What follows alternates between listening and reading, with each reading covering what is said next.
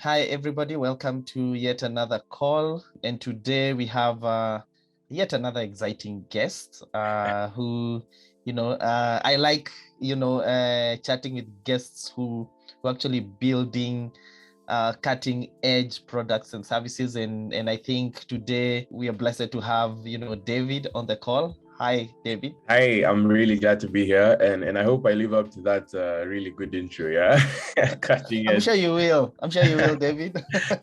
So maybe David, we can just go straight to the discussion, maybe with introductions of who you are and what you do. Yeah, awesome. Hi, David here, CEO, CTO, and founder of HoneyCoin. Fun way I like to describe our platform is sort of like if Coinbase and Stripe had a baby and that baby was born in Africa. So, we're like very Africa-centric, but like we've built products that can scale across borders. We're already in different markets and different continents. And it's super exciting to just see the journey and how it's evolved over time. But prior to founding HoneyCoin, I've built a couple of products in the past, worked at companies as well that I would consider exciting. So, before founding HoneyCoin, I worked on developer integrations at Flutterwave. I was involved with Andela and like Google Africa as we scaled some initiatives around developers, and I've also had the opportunity to like contribute and be a part of blockchain protocols as well. So worked deeply with Stellar, super involved with Stellar, who are also one of our backers, and so been moving between the Web2 and Web3 worlds quite a bit about my journey, and for mine, like I would say on my side, it's been primarily technical. So like I come from a software engineering background, so like the way I think about products and all the products I've built in the past is always on a from a technical point of view. So which is why I love having conversations with people who bring another side of that equation or another side of that conversation. But yeah, I mean, so far so good. I think there's so much still left to conquer, so much still left to build, and just super exciting to see how my personal journey has unfolded, and even just to reach the point where I'm on this call with you and talking about that. I think it's always a really good tool when someone asks you, okay, so who are you? Like, what would you say when someone asks you to give a quick intro on yourself? And yeah, I would say that's how I'd summarize it, just to keep it short enough. All right. Thanks, David. I mean, you have a wealth of experience, definitely. So I'm not surprised you've been able to build, such an awesome product. Which I think we should just go straight to it, and let's discuss about your Web3 project, which is HoneyCoin. Yeah. Talk to us about the inception, how HoneyCoin came to be and how, it has been so far in 2022. No, for sure. That's actually a very funny story. I was laughing about this with one of our lead engineers because we were going through like our repositories and I showed him like the historical repository, the first commit I made to start building HoneyCoin. And so literally the tagline, I can't even make this up, is, okay, to give some backstory. So I was, at that time, I was using PayPal a lot because like I would always receive payments from like the US or the UK. And so I was using like PayPal for a significant amount of like my transactions and my payments. Even if it was slow and it was very painful to use, there was really no alternative. And then one time, I get paid like a significant amount of money. When I try to do the same thing I've done all the time, it's like, okay, I've received the payment. Let me try get, withdraw it into my bank account. All of a sudden they freeze my account. No context, no explanation. So for months, imagine, I had a significant amount of my money because I was storing it in dollars, and I was like, okay, let me keep it on PayPal, which was a dumb move in hindsight. So anyway, I kept it on PayPal. It froze my account. It was incredibly frustrating. I would talk with the team. They don't give a direct answer. And so that frustration was like, because I was still in between projects and products. So like, I'm working at Flutterwave at that period of time, but I'm thinking about starting a new like venture. This is after the two that I exited. And I was like, the one thing that, was kept me on my mind is like, why isn't anyone building a better product or version of this? Because like, I feel like there's so many people who are facing this, particular problem. And like I would talk with friends, and I talked to a couple of people, and I was doing research about like this particular problem, and everyone would say the same thing. Like, anytime I'm receiving payments, the last resort is PayPal, but the only option that works actually, if I'm receiving payments from the US, is PayPal. And so the tagline when I was like, setting up the GitHub repository, I'd done a couple of commits, was like, tired of PayPal scamming me, I'm just gonna go ahead and build my own thing. And so that was sort of like the overall vision. Like HoneyCoin started as like, how can we, well, at the time it was just me, build a better cross-border settlements or payments product for Africans. And so initially it was like very Web 2. It's like, because, one thing that I do say I was lucky to do is like when I was working on developer integrations at Flutterwave, which is basically like you're an integration specialist for all the merchants, it was like I was able to deeply embed myself in all of the transactional flows and processes for every integration that we had, whether it was cards, whether it was Momo, whether it was bank accounts.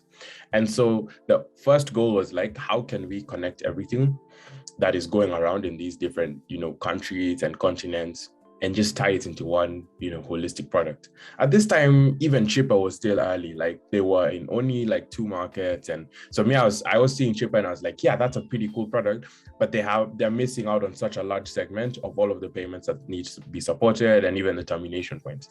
So it was like, over time, we prioritized, or rather, at that time it was still me. So it was me for about 12 months. And then I started to onboard people after about a year. So I was like, okay, we solved step 1. And that's all to say, we've built the integrations. We can terminate in over 15 different countries. And that was like, okay, now that I've solved fragmentation, the next step is connectivity, because it's like, even if you have cash in and cash out points, there's still a problem of relying on legacy systems. So it's like to say we now needed to create a way to transfer that value across ecosystems better. And the only way to do that was if we now built or started to run our own nodes where we'd be able to issue token wallets and even start to optimize for blockchains that actually help in the transfer value. And what I mean by that is I'm super bullish on Bitcoin as a network for settlements and payments. I'm also super bullish on Celo because Celo is one, optimizing for speed and also stability. I think Bitcoin, we can all agree, it has a fluctuatory nature. So if we're to use it as a settlements network, it's fast. But then if I keep my, value in the network for more than a day, 2 days, a week, it could go up or down.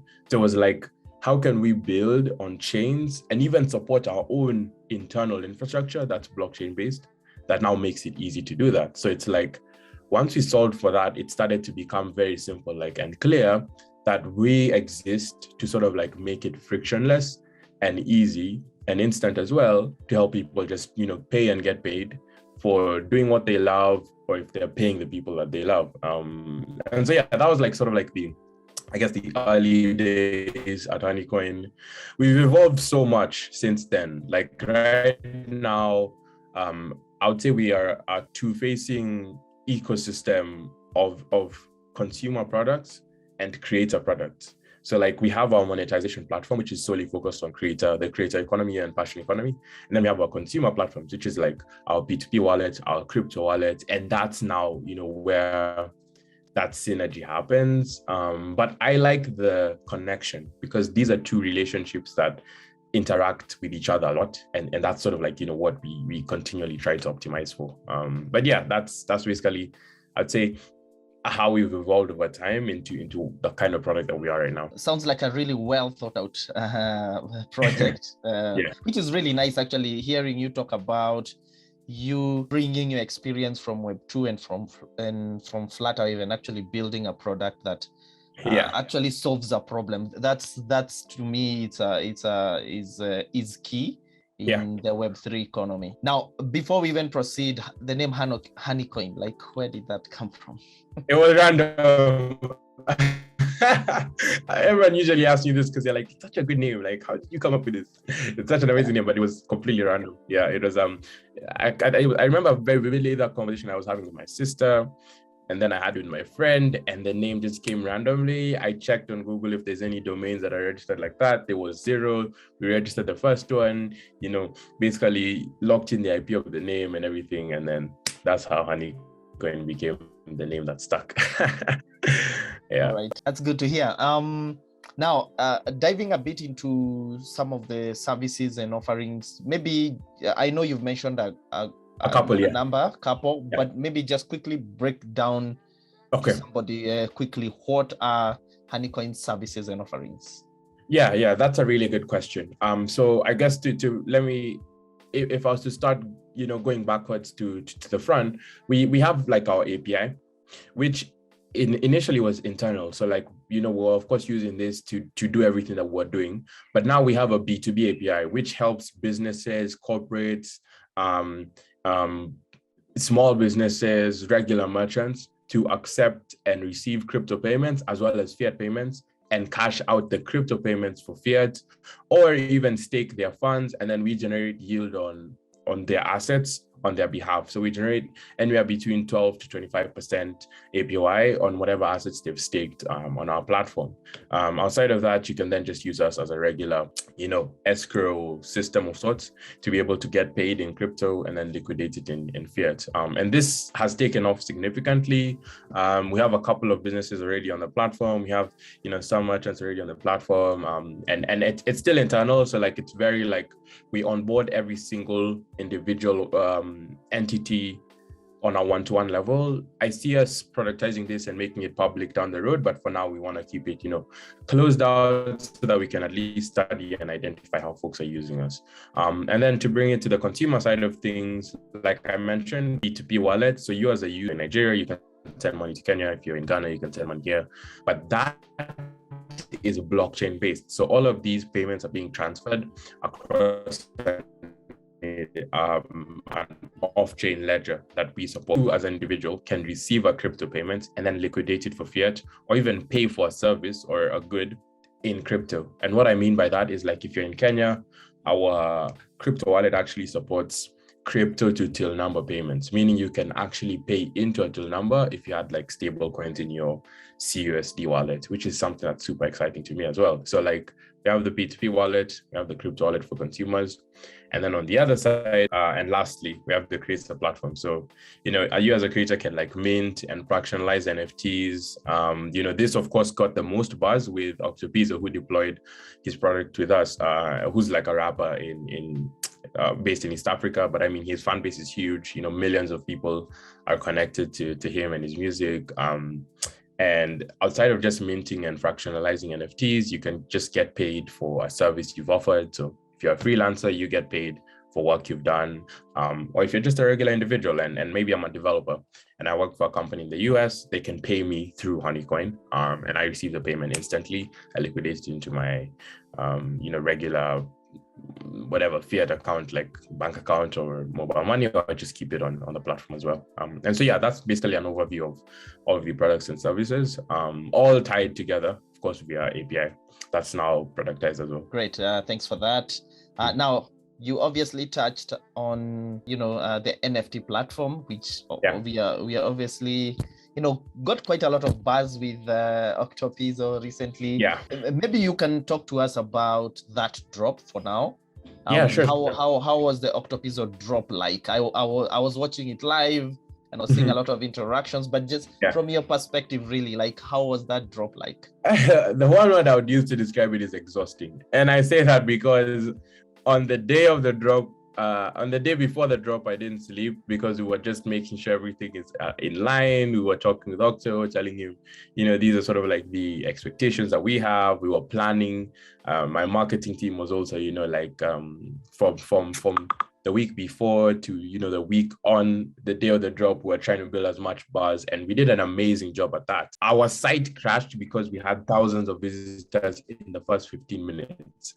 And in the first 15 minutes, we had the most amount of volume over the mind-blowing, because it just meant that we did a really good job at marketing it. So we had like about over $2,000 of volume in the first 15 minutes. We had thousands traded, of course, over the period of time that the drop was live.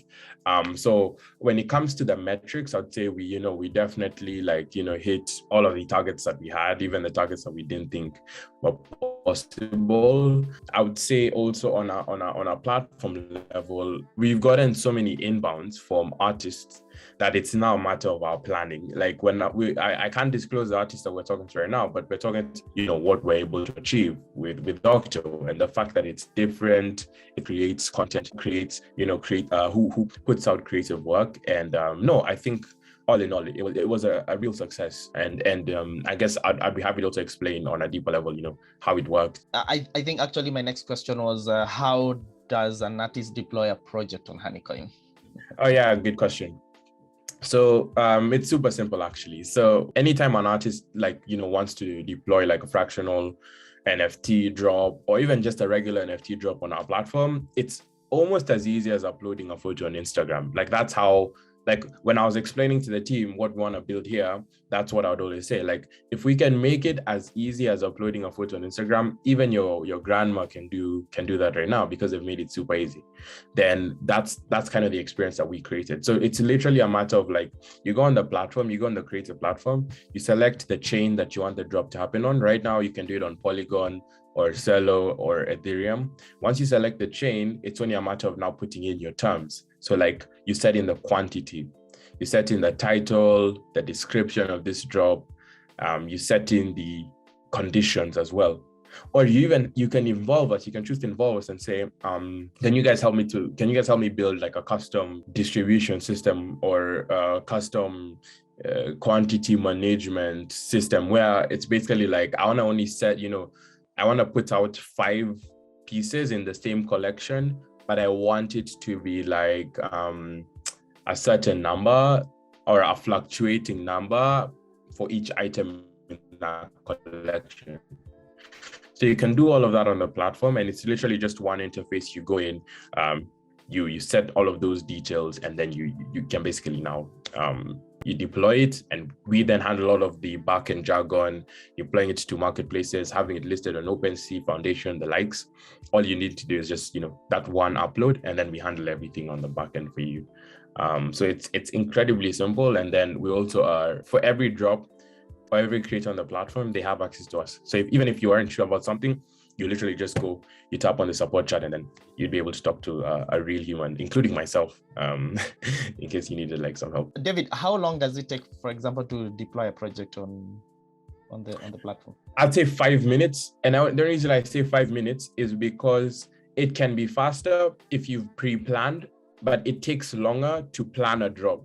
So while I will say 5 minutes to upload, it takes about, let's say, a week for you to decide, okay, so we're doing this. How will it work?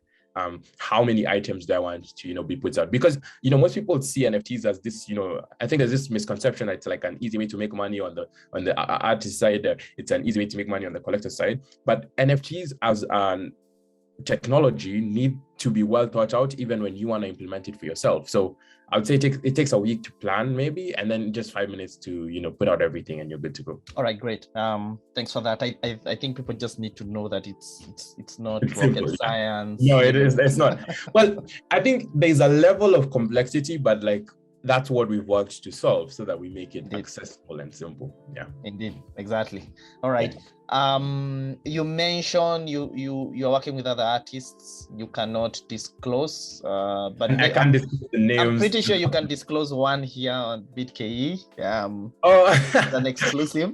As an exclusive, I can tell you definitely we're in talks with some of the large artists here in Kenya. We're in talks with Blinky Bill as well.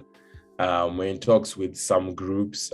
When I say groups, you probably know the groups that I'm talking about here. Yep. And we're also in talks with some artists, like Afrobeat artists in Nigeria. So like, really big names that for one, I can tell you, it's not like we're in talks and then it'll, drop off. Like we're literally, the talks are productive in that we're actually now formulating the dates of the drops and also, how it will work. Because we want to expound on this.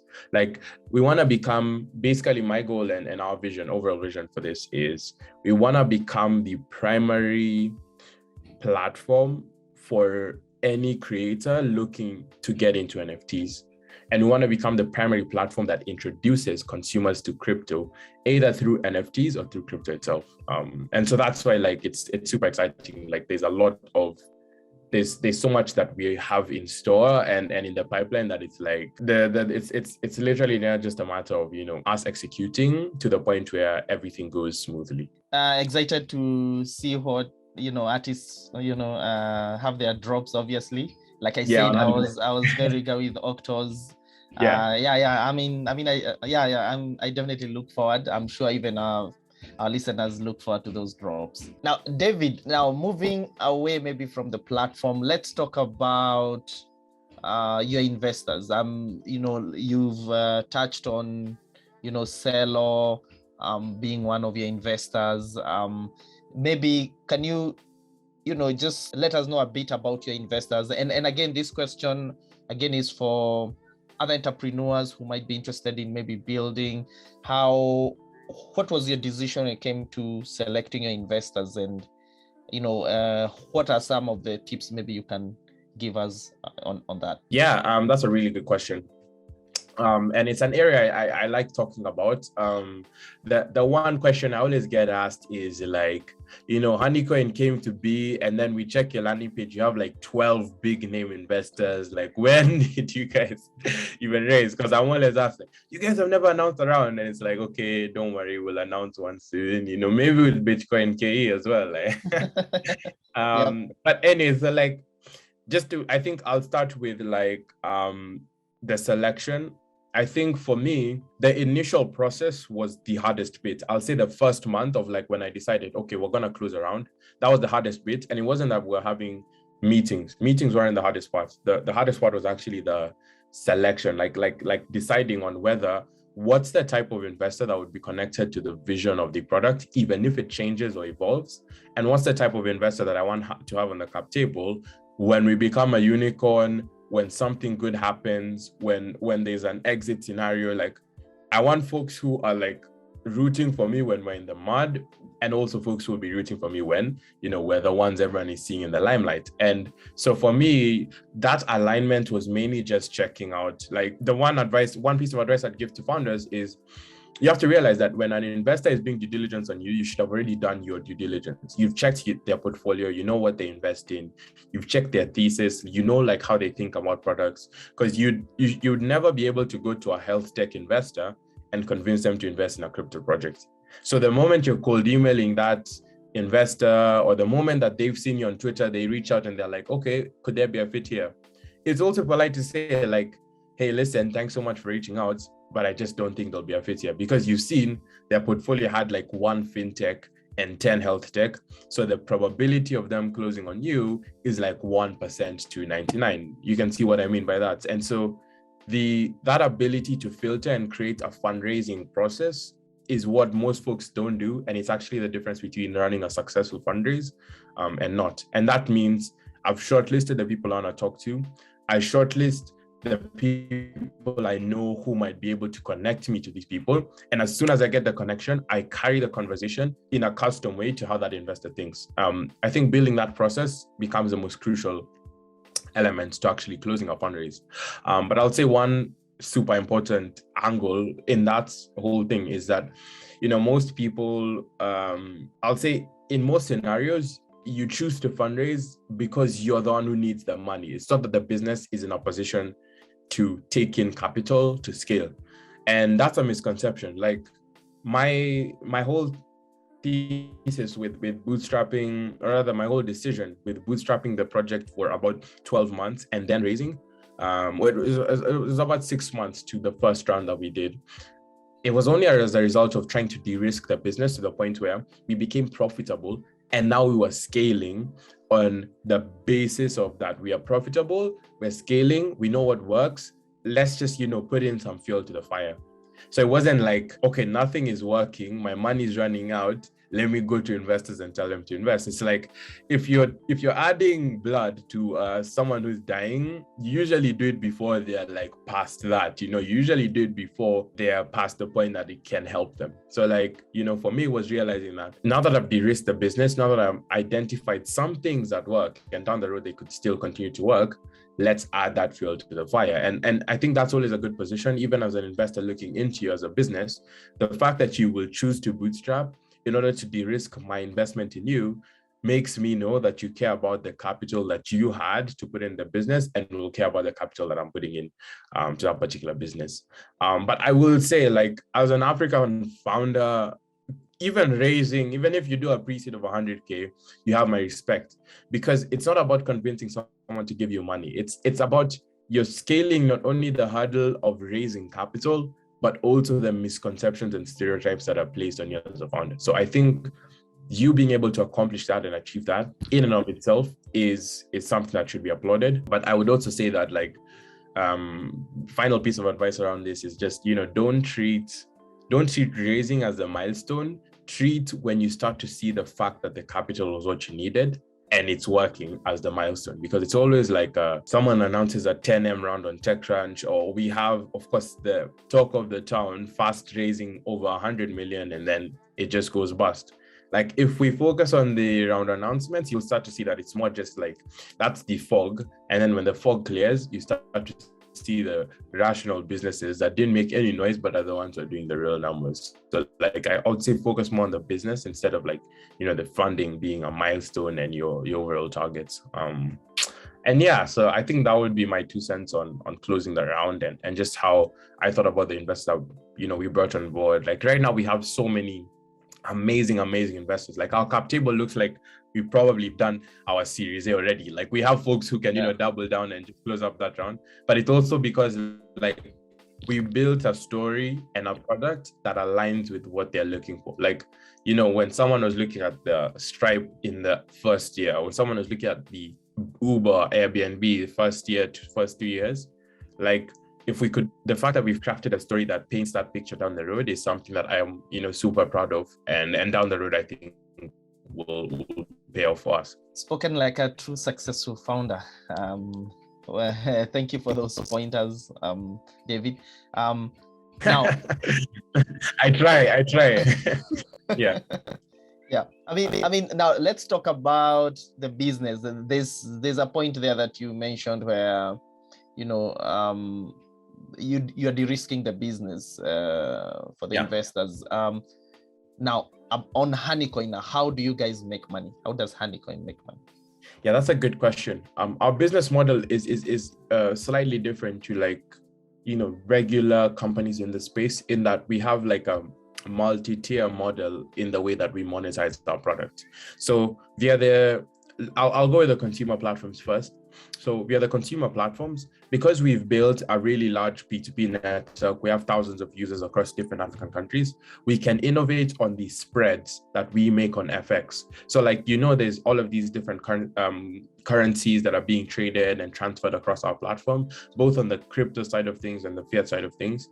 And because we live in such a nuanced continent, there's ways to actually build a business model around that. Because if you think about it this way, if there's a 10% spread between a currency on the sell side, and I just operate on that side and find a way to then convert the money in a way that makes sense, the math makes sense, I can essentially make maybe 5 to 8% if I take out my costs. So on the P2P wallet and on our DeFi wallet, we make a lot of money on the spreads between these different FX currencies. We have a small take rate on the withdrawal fees. If we allow you to withdraw your fiat, it's about 3%. And 3% might sound high, but it's 3% across any borders. So even if you receive money from China, we'll charge you 3%, when your bank would charge you up to 20%. So it's a really simple model on the consumer wallet. And on the B2B API, it's also fairly straightforward. We have a take rate on every endpoint that you call. We have tiered endpoints. So basically, if you're within a certain tier, you'd pay us a certain amount, and then that would just essentially convert over time. And then on the creator side of things, for every NFT drop that we do, we have a small take rate on the TVL of the drop. So if it's an NFT drop, and then if it's just regular fiat stuff, like you're using our escrow engine, you're using the payment links that we support, we just have a small take rate, 0% on transaction fees, and then a small take on the withdrawal fee. So it's of course multi-tier, as I was explaining, but it's still very simple, but it works for us. Like our revenue is scaling in at a very predictable rate to the rate the platform is scaling, and that for me is exciting. Well broken down. Thank you for that. You have it, Jamin. Going by your name, HoneyCoin, is there a coin there? Is there a token? I know you've been asked this question before, right? Yeah. No, definitely yes. I think the play on the name just alludes to that, and I will give a BitKE exclusive to say that we will do a token in the future. This is the first time I'm mentioning it to any publisher, and yeah, we're definitely going to be doing a token. Whether it'll be this year or next year is the question, but there'll definitely be a token down the road. All right. Would you maybe break down how you see that token, like within the ecosystem, what it will do? Yeah. So the token initially when it launches would be primarily for governance. Because as our platform scales, like we will start to open source a lot of the things that we are doing. And that governance token would help to still maintain control. So as a validator and as someone who wants to become a delegate, you need to own the governance token in order to vote on what we then prioritize and do as a platform moving forward. And then it will start to tie in, of course, utility. How we foresee this scaling is we want to build the largest decentralized P2P network of liquidity providers. And once we have that becomes a moat in and of itself. So you investing in the governance token also has utility in that the value of our token would scale with the value of our network scaling as well. I mean, it seems simple and like any other token, but really we're not thinking about the scalability on chain. We're thinking about the scalability outside of the chain as a result of the community that we built that will now funnel a lot of like liquidity into that particular token. And then over time, we'll make most of our large investors some of the biggest validators of that particular token, which now starts to help us innovate on different things like, can we create more stability there, or can we create yield incentives for people to keep their capital within the network, etc. But it won't be on a new blockchain. It will be on one of the blockchains that's already out there, possibly Celo or Polygon, like one that's of course scaling in a way that we sort of see as aligned with our vision. But yeah, that's sort of like a TLDR of how I see working over time and how we're thinking about it. All right. So David, as we wind up now, I always like to ask this question at the end of each interview is, obviously you have a lot of experience in both Web 2 and Web 3 with working with big companies.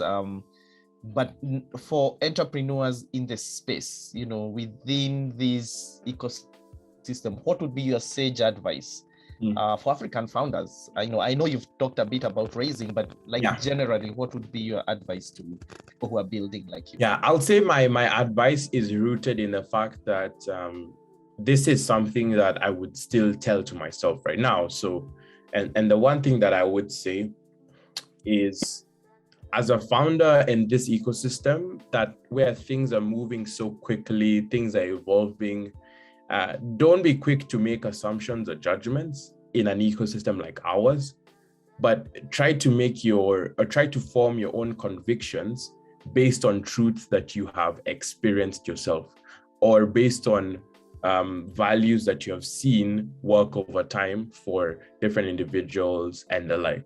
Like I tweeted something very recently, as long as you're treating the people you work with dignity and respect, and your company with integrity, the rest of the things that will happen around you will just become noise.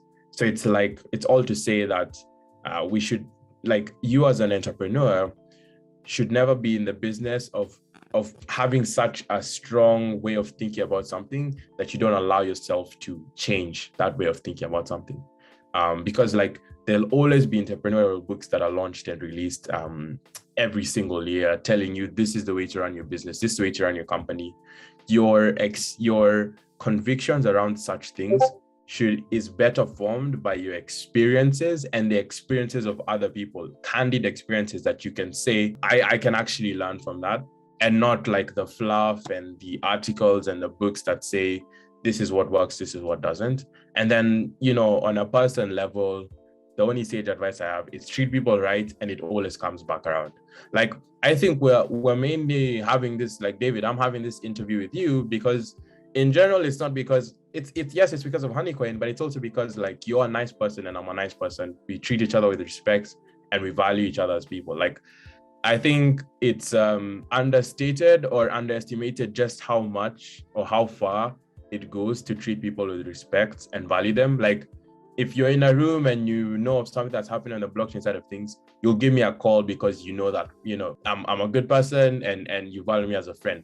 If I'm in a room and I'm like, I definitely want David to be here, I'm going to give you a ring. And I think that's understated. Like, we're in this shark world where it's like, if you're in this ecosystem, it's a competition, do your best to get to the top.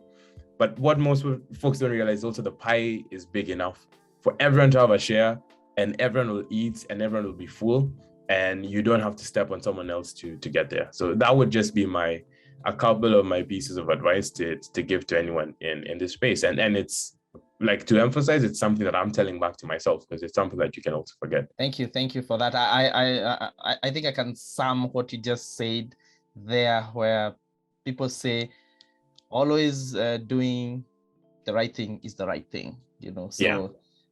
Indeed, I mean, thank you so much, David. I think I've learned so much from you, from your experience. No, thank you for the conversation. I think your questions were the kind that, it's easy to talk on the back of them.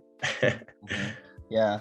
I mean, again, as well, thank you for building such an innovative product with heart as well. I think that matters, and I think that is also very a good motivator for a lot of us founders also who are trying to build on the continent here.